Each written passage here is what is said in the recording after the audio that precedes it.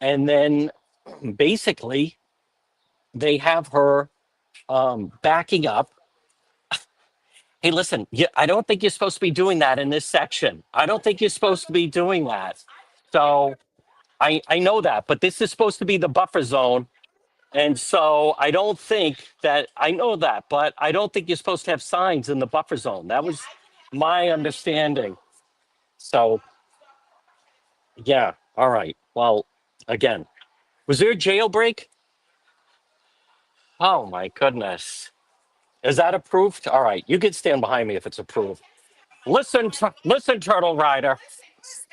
All right, hold on. Watch your language. Watch your language. Watch your language. So nobody wants to get arrested.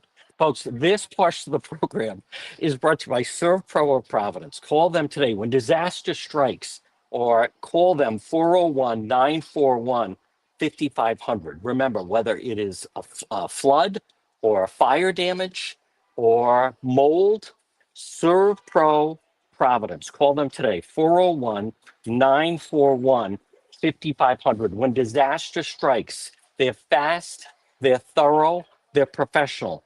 Call Serve Pro of Providence, 401 941 5500. Was there a jailbreak? Um, if authorities are watching and there's been a jailbreak and they're looking for inmates, I think we've found some of them.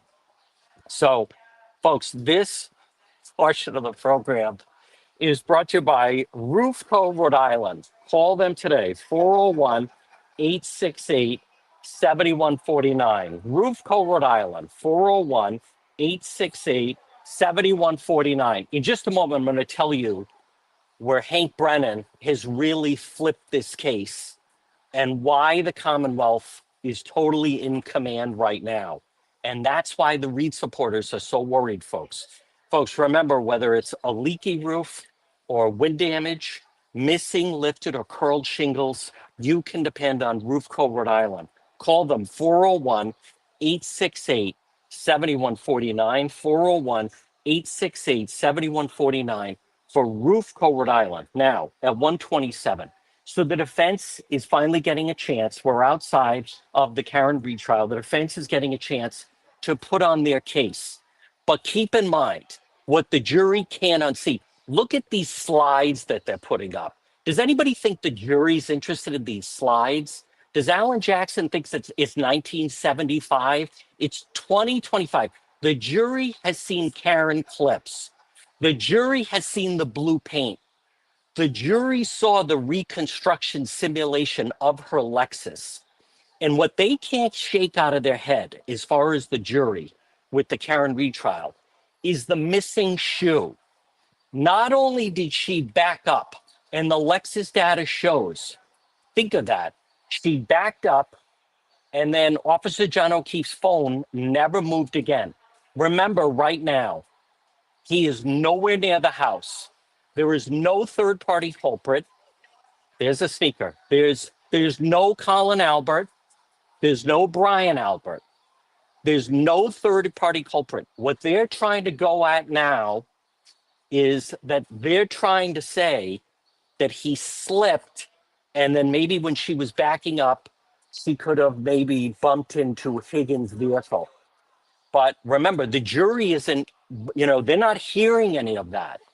What the jury, I'll tell you what sticks in the mind of the jury is the brain surgeon, Dr. Wolf.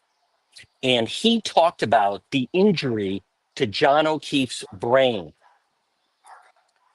That's what sticks in the mind of the jury right now. When you have a brain surgeon, and when he talked about how when she backed up, and in essence, his testimony, Dr. Wolf, the neurosurgeon, last week, his testimony was basically when Karen backed up, and as she said, Karen Reed's own words, I clipped him.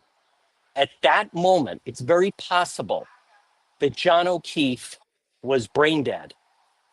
And a lot of people have said, if only Karen Reed had called 911, then maybe they could have saved him. But the neurosurgeon changed that. The neurosurgeon from Miami, Dr. Wolf, he made the case for murder too. So you have a couple of different factors, and it's not just one thing. It is. It's the element. There they are. It's the element of, folks. I'm telling you, it's just, it is. It's a full freak show. But listen, they're rattled. They're rattled of how badly the case is going.